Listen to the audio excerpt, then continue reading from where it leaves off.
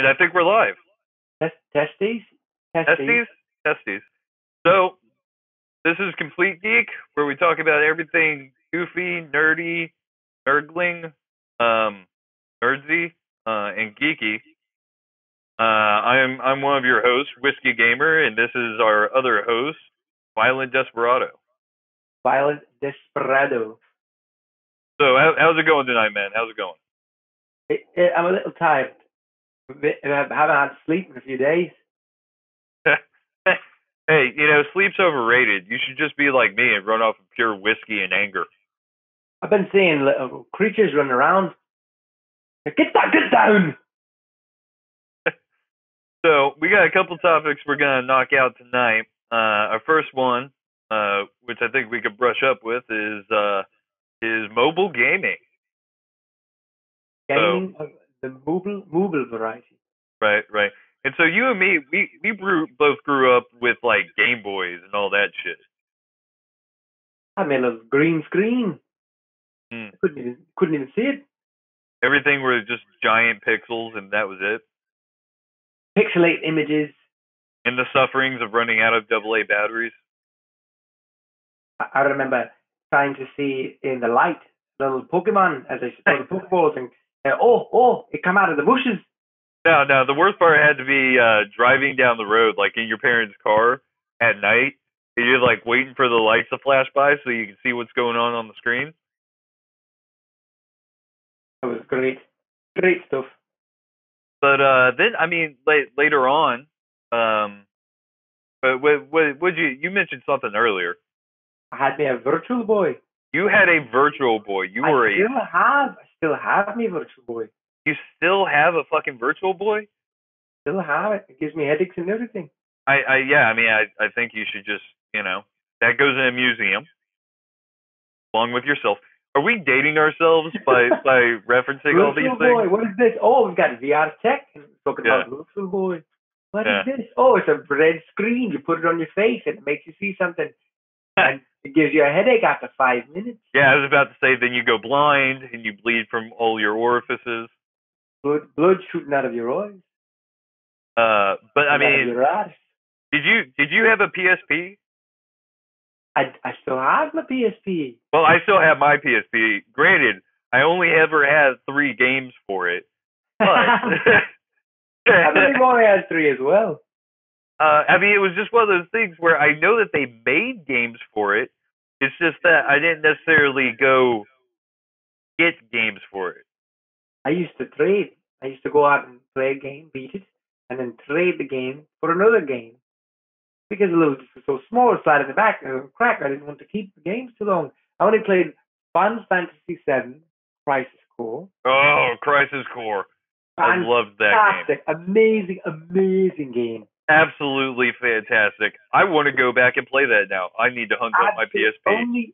Only one complaint about the game was the Shinra Mansion had the music changed. The music was changed. And I never quite understood. Well, I can't explain it either. It was an unfortunate occurrence. Straight odd. Just a pure oddity. Straight odd. Okay. Relax. Take your meds. It's fancy about it. It's fun fantasy. Kind of near and dear to my heart. Yes, near and dear. But so we both did Game Boys, and but oddly enough, I didn't buy a DS for a very long time. And when I did, I bought it secondhand from like a buddy of mine for like $50. Nintendo had the market on the good mobile games. Well, and that's the thing, is that in this day and age, there aren't really any other mobile game companies unless they're putting stuff out for cell phones and tablets. Which straight suck. Well, not necessarily. Oh, no. There's some good games on there. Oh, you're one of those Candy Crush players, huh? No, I don't. Send me invites on Facebook?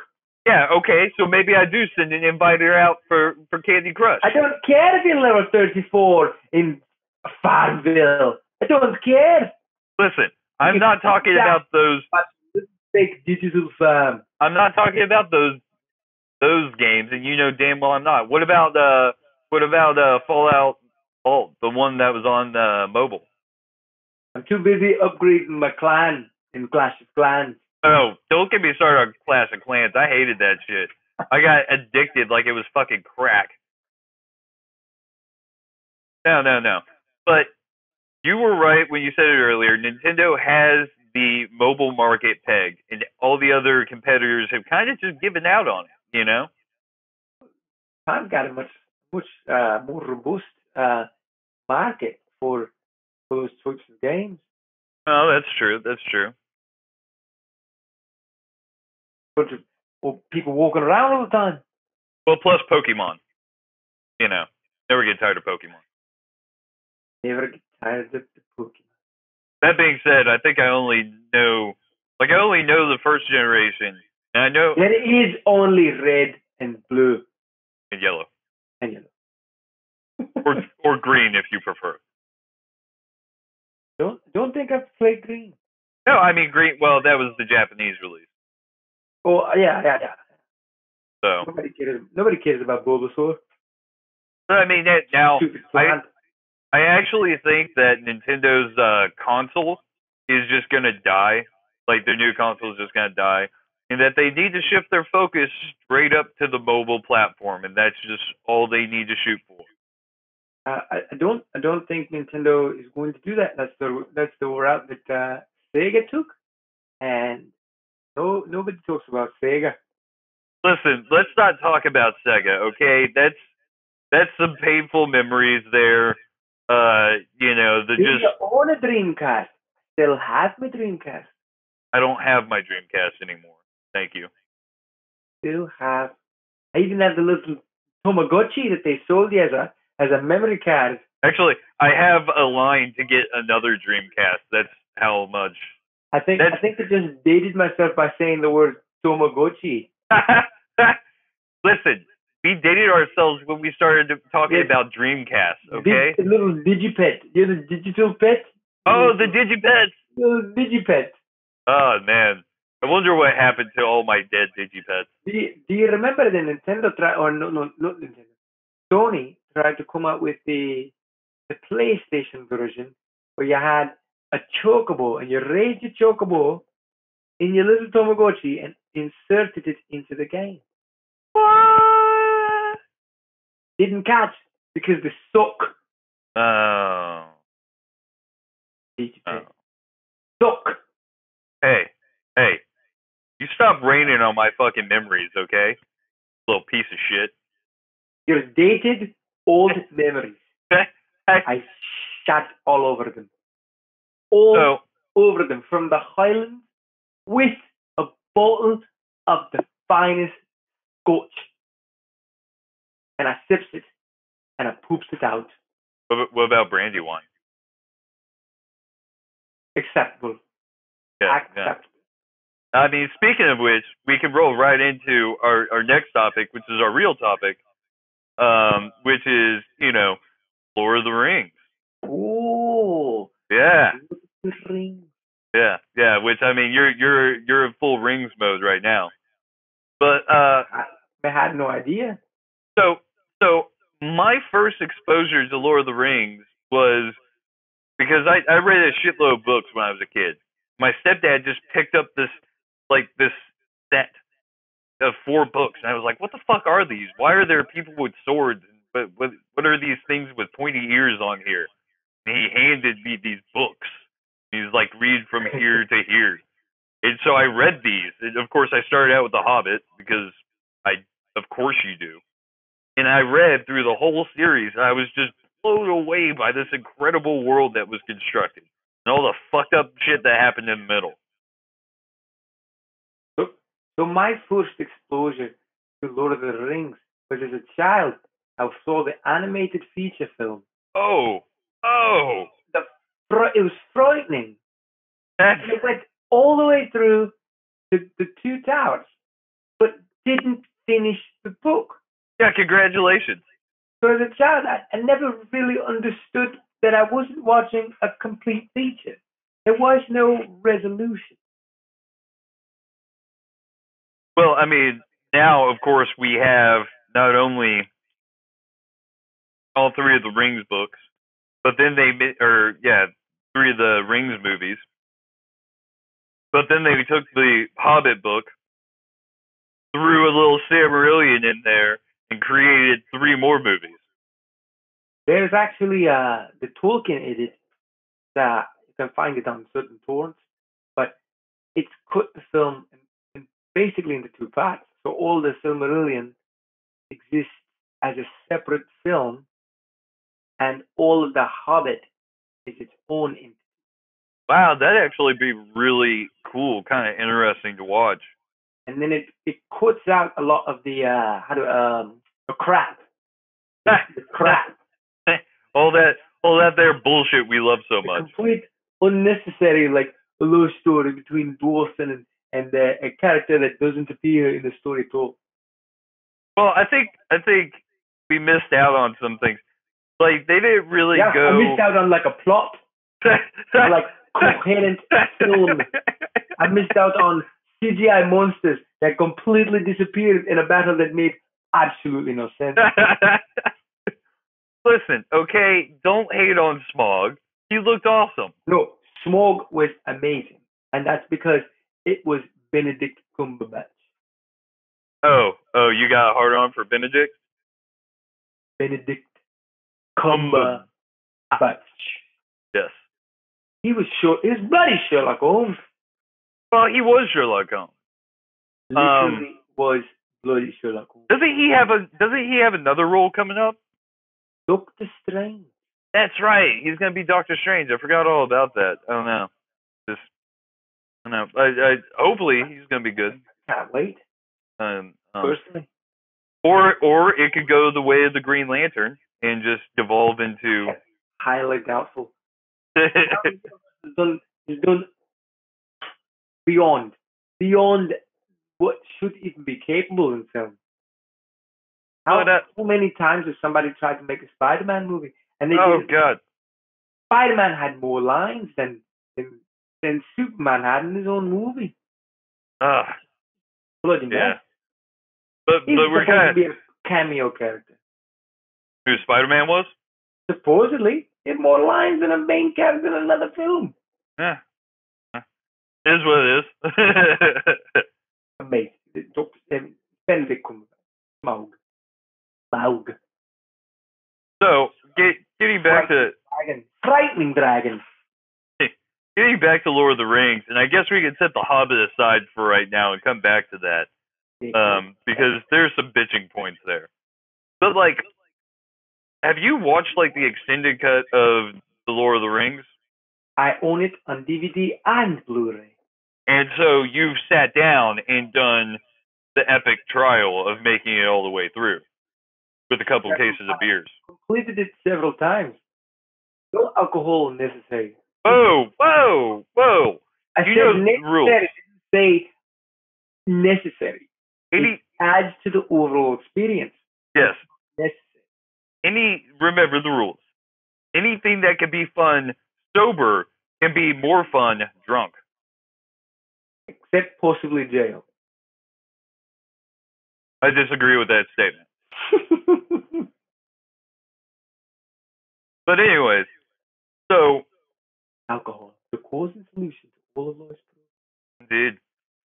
But I mean, let's look at the Hobbit. Let's do a little comparison. No, we're moving away from the Hobbit. No. Okay, I didn't mean to say the Hobbit. I meant to say the first Rings book or Rings movie. Fellowship. Yeah, the Fellowship. Right after. AKA Sean Bean dies and everything. By the way, that was the Fellowship. Bilbo was just my favorite Bilbo. Just old man Bilbo not giving a fuck. Just can I see my ring? Like, oh, back up, old man. You had a weird face. Well, I'm not talking about creepy Bilbo. I'm talking about Bilbo who's just like, yeah, I got some cash. Yeah, I'm going to throw an epic party. Yeah, you can just deal with it. Don't mind me. I'm going to tell a bad joke and disappear. My favorite part is when he walks out the door as if he doesn't have the ring in his pocket. Oh, yeah. Gandalf's like, hey, what are you doing? Can I just say, Ian McKellen as Gandalf, truly inspired. an amazing Gandalf. Ooh, ooh, ooh. Quick question. Um, damn it, what's his name? Shit, guy, the old man from Harry Potter. Oh, Dumbledore. Yeah, Dumbledore versus Gandalf. Gandalf. Yeah. Back from the dead. Dumbledore Oh, died. wait. Gandalf the Grey versus Dumbledore. Because Gandalf the White is too OP. Gandalf the White's too OP. True. See, probably Dumbledore, because Gandalf would be one to just smoke his problems away. Dumbledore would be like, no, it's not that magic. It would just smoke this pipe. well, actually, let's be serious. They would just meet each other, shake hands, dish out old timey wisdom to each other, and then sit around smoking and drinking.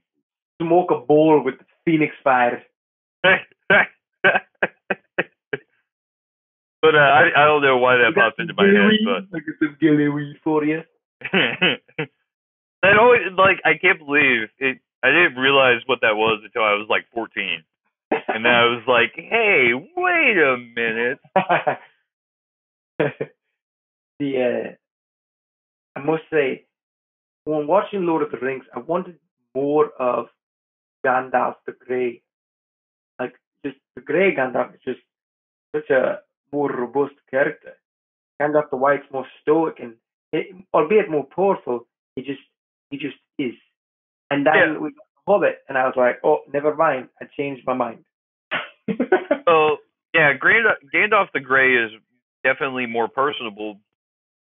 I mean, at first you see that distance with the White, but you see him get that personalization when what's his name picked up the orb and got his mind invaded. I mean, you see him; it's like he really cares. Why they ditched the hat? He still wore in the books. His beard was equally as long, but he had the grey hat.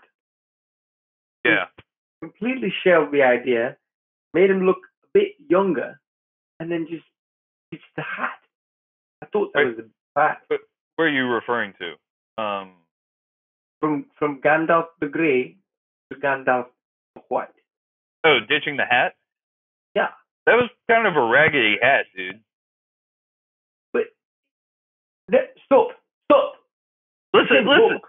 Listen. I know what you're talking about. However, for depictive purposes, you know, Gandalf the White was very like upfront. Like you would see this man in a tailored suit almost, right? Well, he's not gonna be wearing that raggedy ass hat. You're referencing Back from the Dead Dumbledore. That's what you did. Ghost Dumbledore in a train station make no sense. Ghost Dumbledore. You're dead. Ghost Dumbledore. Oh. By the way, everyone, Dumbledore dies. If you haven't realized it after all these fucking years, you know. I remember when the movie came out, people were driving by in their cars and yelling out the windows, Dumbledore dies! Like, oh! And then the memes on the internet is Dumbledore dies on page whatever. Like, oh, spoiler alert.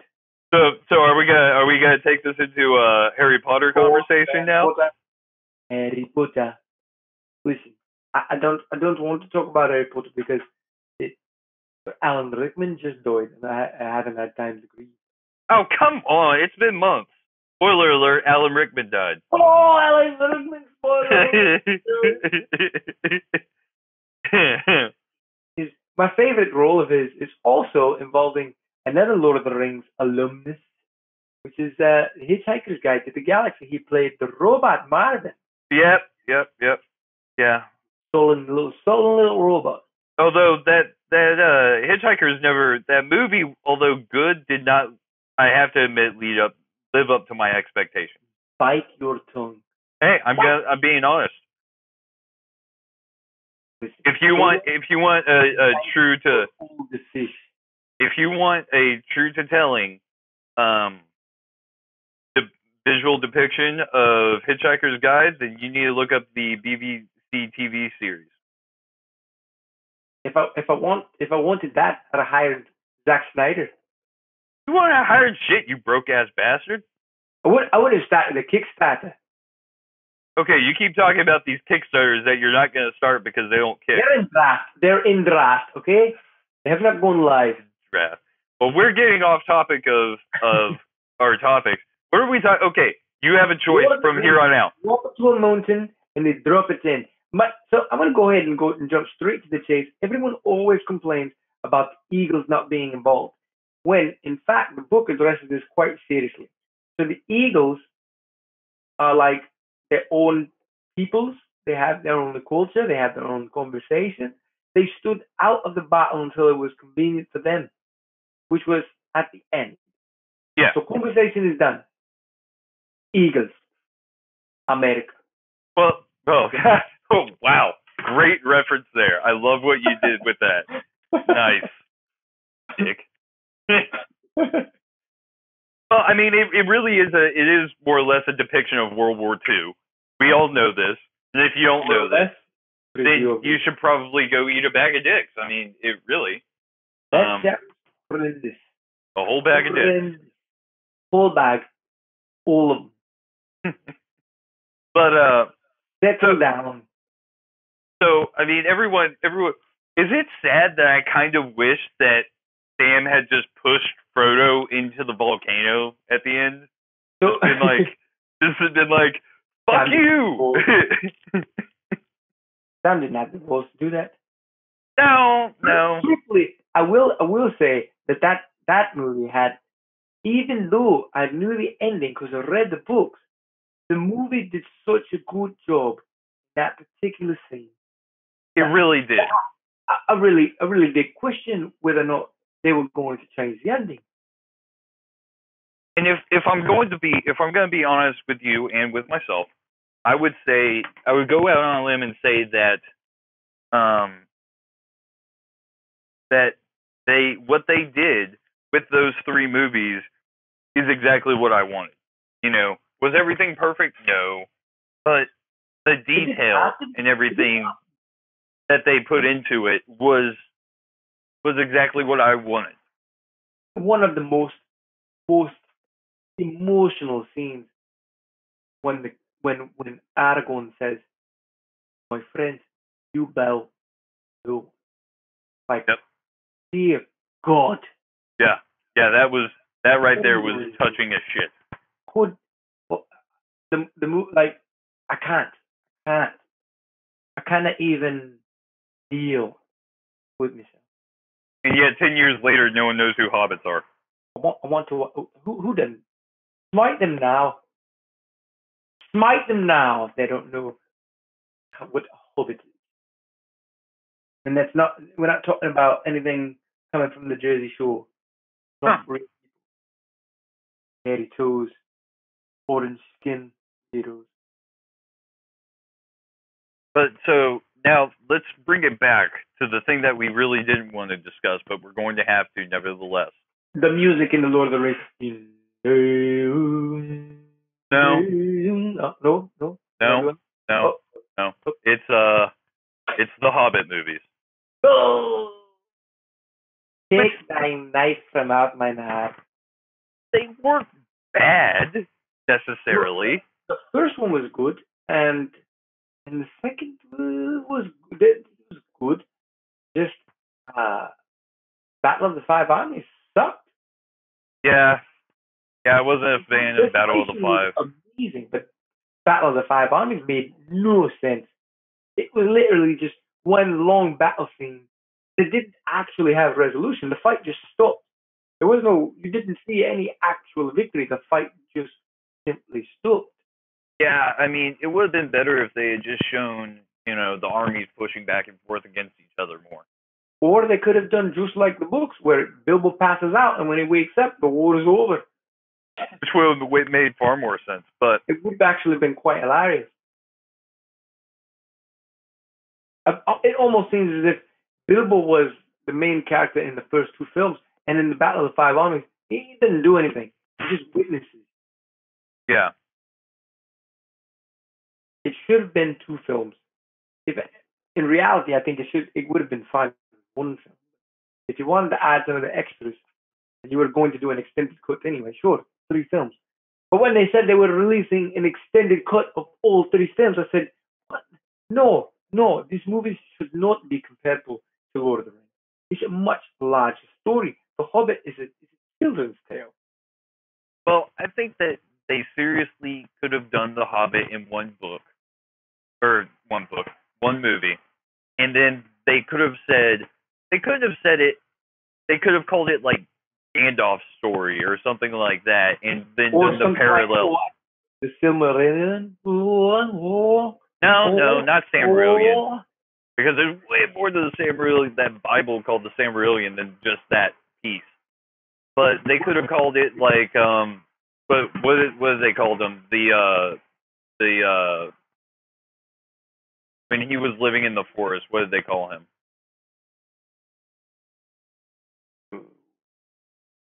Stormcrow? No, what they call Sauron when he was living in the? Yeah. I don't know if you know, but I don't think you know. I know. Oh no, the White Rider was no, I don't remember. Yeah. Anyways, it doesn't matter. Now that we've put that aside, we can get back to the. Now that we have gotten through the Hobbit movies, we can get back to what's important to us. Cool. And that's Legolas and Gimli. That's right. except prequel Legolas. We don't talk about prequel Legolas. Well, I mean, prequel Legolas was pretty badass. No. Prequel Legolas serves no purpose. It doesn't show that you're a badass if you're already a badass the whole time. Prequel Legolas made no sense. If I had seen you in one scene, cool. But it should allude to the other film. This is the same thing that George Lucas did with the Star Wars movie, where in the opening sequence of The Phantom Menace, you see lightsabers everywhere. Unnecessary. It completely degrades anything, because when you look at the original trilogy, you're like, oh, why are there only 2 people with lightsabers? Where's the fun? You diminish the quality of the original films. Okay. I need to stop you, because the Star Wars discussion is for another episode. Oh, that was called a teaser. See what I did there? Yes. But I like the depictions of the battles in the Lord of the Rings. I like even when they go away from the large scale, showing you what's going on in a large scale battle and going to the individuals, it felt very natural. So, fun fact, in the first one, in the Fellowship, there is an Uruk-hai throws a hatchet at Aragorn, and he whacks it away with his sword. That was actually a thing. That was not a stunt. The Uruk-hai was not supposed to throw it, and it actually split from his hands, and that was a real hatchet. And the training that Viggo Mortensen had received, he was able to actually deflect the hatchet. That makes it just that much more badass. It really does. But I mean, I have to respect the not just the directors or the cast members for their dedication, but even the people constructing the sets, the armor, the amount of detail that they put into that, things that you probably don't even notice. So I'm even glad that we get the opportunity to complain about the films. The fact that they were even made is amazing. The films were made, even 5 Armies, which is clearly the lesser of the entire series, is not by any means a bad film. It's just not a read. However, The Phantom Menace, that was a bad film. But we'll get to that later. That's for a completely different discussion. Lord of the Rings, 3 movies where it takes 2 small people to walk up to a mountain and throw a ring inside it. This is the first movie, just walking. This is the second movie, more walking. And the third movie, loop. Well, I guess we're done. So, you want to go grab a beer? Maybe have a party? Oh shit, the volcano's blowing up. Son of a bitch. That was one, even after the climax of the film, the volcano just on the mountain, like, God, I want to watch it now. So there is something that else that we have to discuss because a lot of people, especially I guess boy girls, I don't know, discuss it. Boy girls, what the hell is that? Well, anyways, the relationship between Sam and Frodo, completely hetero, right? I'm gonna go ahead and say ambiguously gay duo. Ambiguously gay duo. No, I think that was the point, was establishing that these two characters had almost like I don't think it was as effective because Peter Jackson is he was going for more of a poetic approach, but I think he was going for something along the lines of like a battle buddy. Like they were so close in a different way that no one else could understand because they had seen death together. They've been in the shit, son. So I think that was the implication, was that two individuals had experienced something that not everybody experience and walk away from, and they developed a bond that's just completely different than outside of the realm of a normal friendship. So not gay. No, and I agree with you. Although there's many people who would disagree, but I agree with you. I But don't they think it say was gay in the for least. purposes of making jokes and saying ridiculous things about, Hobbit, hairy little Hobbit twins.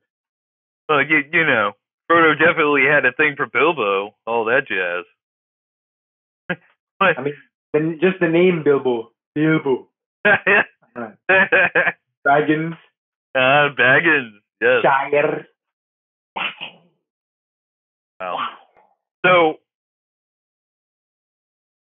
we, So I mean, one more thing. I want to point out that yes, the obsession with Benedict Cumberbatch, I do believe that them post inserting him as basically the necromancer, making him the voice of Sauron in The Hobbit, only made me angry that he wasn't the voice of Sauron in Lord of the Rings. yeah. It's damn Benedict Cumberbatch. Like one of the best Sherlock Holmes we've known. That being said, the end of the Lord of the Rings. Perfection. Do you really believe so? They couldn't have scratched the side. It was too hard. It was too much of a story to do there. And honestly, the sailing away to uh, the northern sea was just beautiful imagery. But what about the book ending as opposed to, because in the book shit goes south, you know? Well, so I think in the book it was also that Tolkien had towards the end of his story. If you look at Tolkien's writing, Tolkien was a lot of Christian themes. So typically, a book with Christian themes end, the main character, the protagonist, in this case Frodo, would not have succumbed to his temptation, but he did. Even though things worked out for the best, he did in the last moment succumb to the ring itself. This is not typically noticeable in Christian themed literature. So it has to be said that more than likely Tolkien was having a maybe conscious crisis of sorts. So I do believe that the book and the film are slightly different in that the film had to present a more positive ending rather than, oh, I guess we're all screwed. Well, fuck it. Guess we're not gonna make it. We're all done here. Drop the ring. We're done. End of the world. Sauron wins anyway. Saruman wins anyways. Not Sauron, because, the ring, but Saruman, sure. Floating corpse in the river lives. So um, now that we've gone through all this, let's talk about the Silmarillion, the Bible that Tolkien wrote for his universe, for his Tolkien universe of the Lord of the Rings. So the EU of Lord of the Rings, Right. The backstory, you can make a bunch of prequels and Netflix series from this if you wanted to. If pretty much, not that I'm sitting here quietly suggesting that you do exactly that. Sean miniseries, and at the end of each season, Sean Bean dies.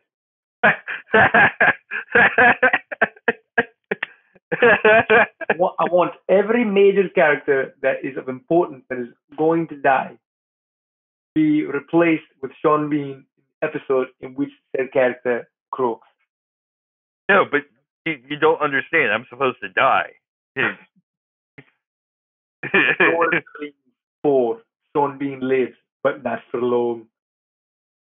So we got a little we've kind of wound down on Lord of the Rings, but we got a little bit of time left. So why don't we go ahead and touch on Harry Potter, because we brought it up earlier. Harry Potter. Harry Potter. No. So I'm going to start this out by saying that I did not like the end of the 8th movie. That's right, 8th movie. I did not like the ending. How many films did Dobby see? How many films did Dobby be introduced to? I am, and a lot of people are going to disagree with me. I am glad that Dobby died. Period. I am glad that he died.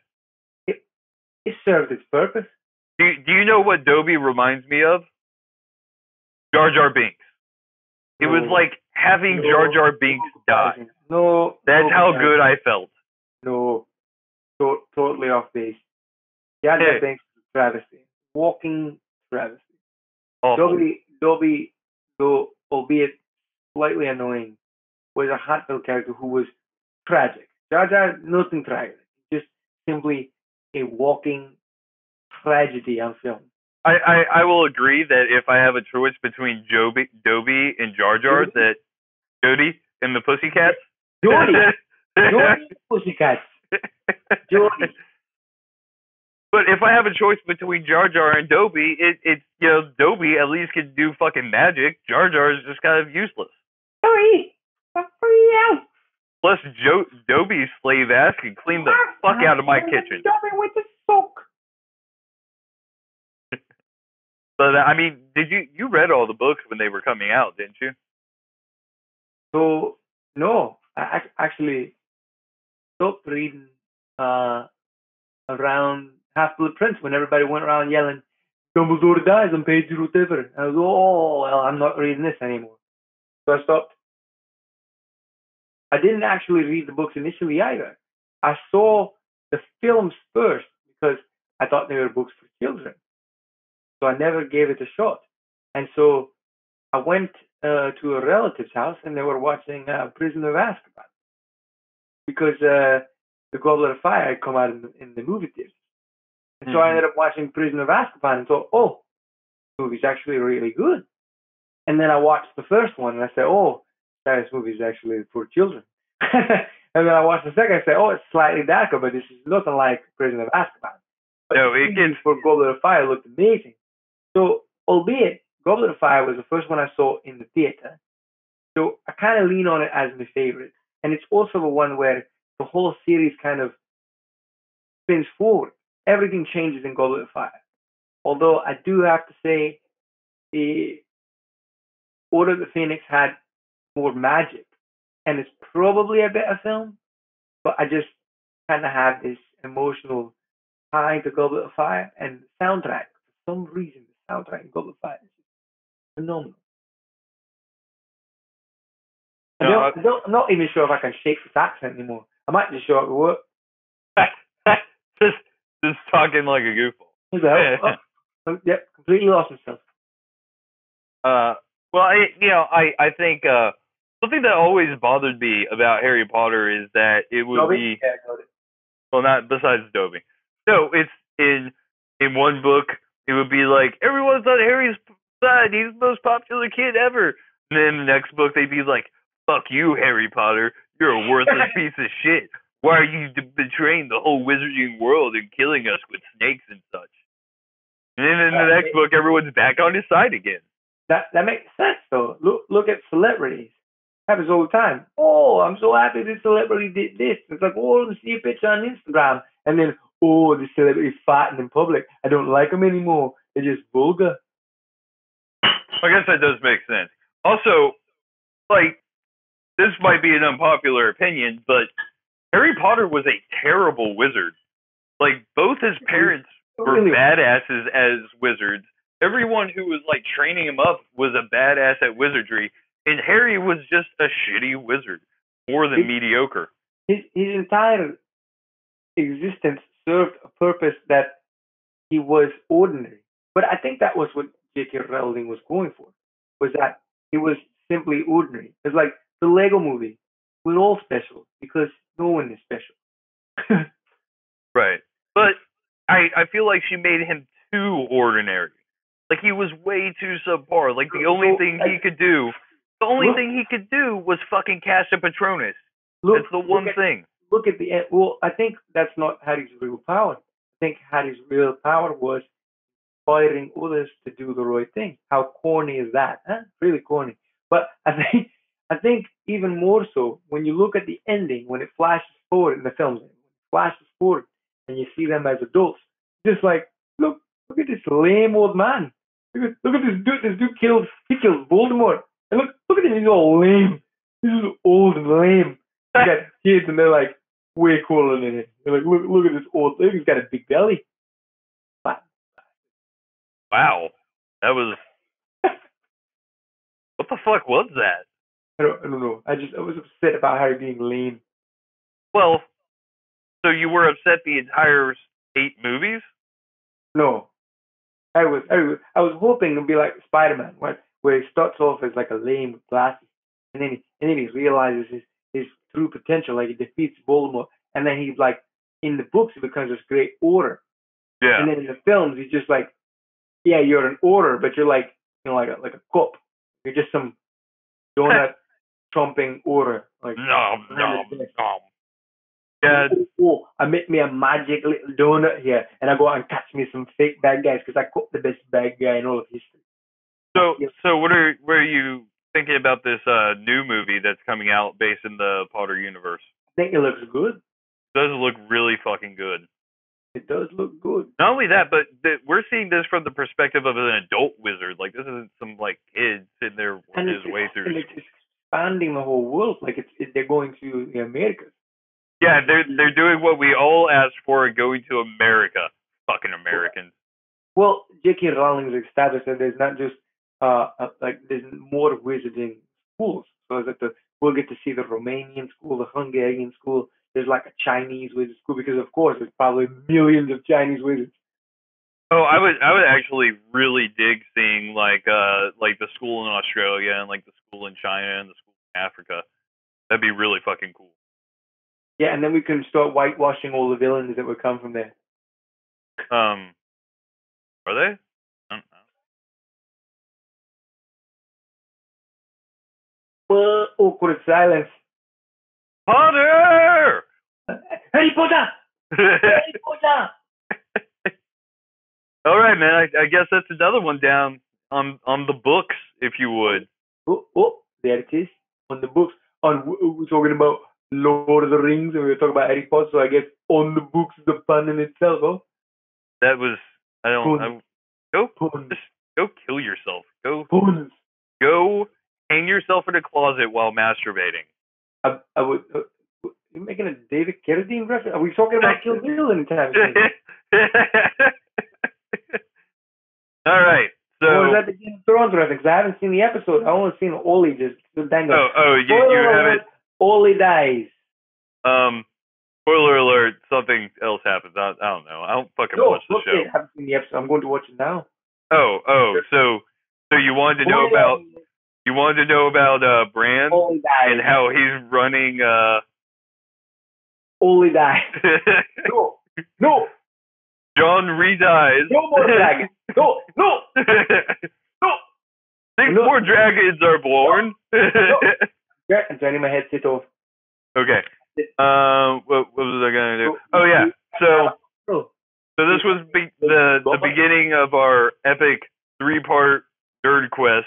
In which this one we talked about Lord of the Rings. The next one we're talking about Star Trek, and the one after that we're talking about Star Wars. So I want to speak to all the subscribers. So all two of you out there, what accent should we use next time for Violent Desperado? Ooh, yes, Violent Desperado's next accent. I would like to put it in the hat and say something hard, something very hard, Or hard. Like this dick. oh, oh, anyways, disgusting. anyways, so thanks for listening, bros. This is Compl3te Geek signing off.